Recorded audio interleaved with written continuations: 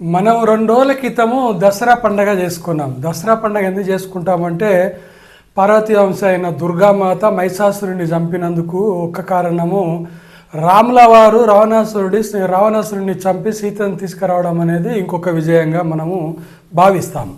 ఈ మధ్య ఈ పండగ చేసుకోమనే పదము బీజేపీ వాళ్ళు మోదీ గవర్నమెంటు విపరీతంగా ప్రచారం చేస్తున్నారు. జిఎస్టీ తగ్గించి పండగ చేసుకోమని చెప్పి చెప్తున్నారు. అంటే ఇక్కడ పండగ చేసుకోవాలంటే మనకు ఒక చెడు మీద ఒక మంచి గెలవడం అనేటువంటిది ఒక ఆనవాయితీ. మరి ఇక్కడ జిఎస్టీ వేసింది మోదీ గారే, జిఎస్టీ తగ్గించింది మోదీ గారే. అంటే ఇక్కడ మనం ఎవరు దేవుడు ఎవరు రాక్షసుడు అనుకోవాలో నాకైతే అర్థం కావట్లేదు.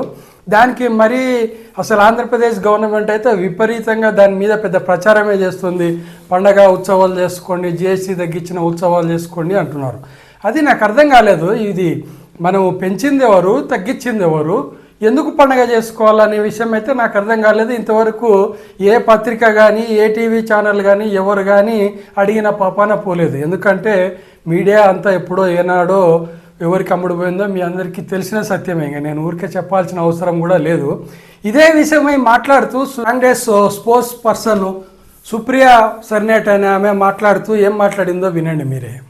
मुझे ये समझ में नहीं आ रहा है कि खुद ही लगाया, खुद ही घटाया, खुद ही की पीठ थपथपाओ। भाई आज अगर जीएसटी बचत उत्सव मनाना है और वाह वाह मोदी जी कहना है, तो जो 8 साल से जीएसटी के नाम पर लूट महोत्सव चल रहा था उसका ठीकरा किसके सिर पर फोड़ना है?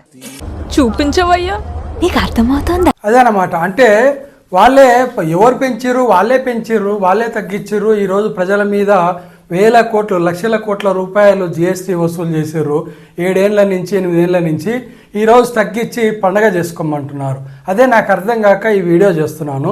ఇందులో రాముడెవరు రావణుడెవరో తెలుసుకోవాల్సిన అవసరం అయితే మీకే ఉందనేది నా అభిప్రాయం. నా అభిప్రాయంతో ఏకీభవించే వాళ్ళు నా వీడియోని సబ్స్క్రైబ్ చేయండి, షేర్ చేయండి, లైక్ చేయండి. ధన్యవాదాలు.